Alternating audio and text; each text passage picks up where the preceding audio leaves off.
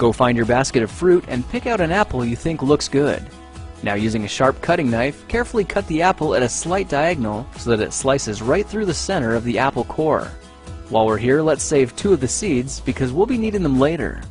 Now that we've got our 2 halves, let's take the side that still has the bottom attached and place it face down on a cutting board.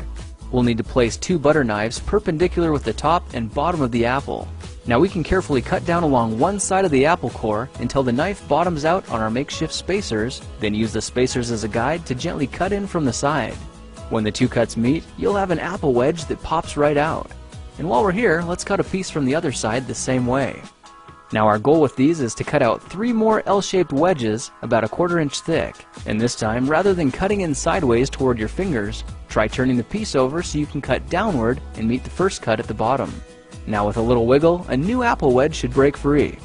If you repeat the process 2 more times, then stagger the pieces back together, the effect is a beautifully layered wing. Now just cut the other piece the same way and your swan's body should look like this.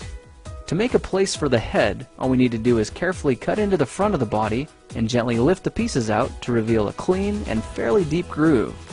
At this point, we can go ahead and grab the other half of the apple and place it between the butter knives like before. But this time, we're just going to use them as spacers to cut an even slice off the bottom. You can see that repeating this process 3 or 4 times gives us a nice variety of shapes and sizes. Now look for a piece that resembles a heart that's been slightly flattened on top. All it takes to form the swan head is 3 strategic cuts with a knife. I made 1 angled cut to form the head, a horizontal cut to form the neck, and 1 slanted cut at the bottom for the base. Now you should be able to see how this is coming together. And to clean it up a bit, just use your knife to round off the sharp edges. All that's left now is to place the apple seeds where you think the eyes should go, then use the side of a butter knife to press them firmly into position. When both eyes look good, simply drop the neck into place, and you're done. You've just created a beautiful and decorative apple swan. I spritzed mine with a bit of lemon juice to help prevent it from turning brown, then put it on display to show off for our dinner guests later that night. If you try using different apples, you'll get a nice contrast of colors, and every bird will look a little bit different. Well, now you know how to take any ordinary apple and turn it into a decorative and edible apple swan.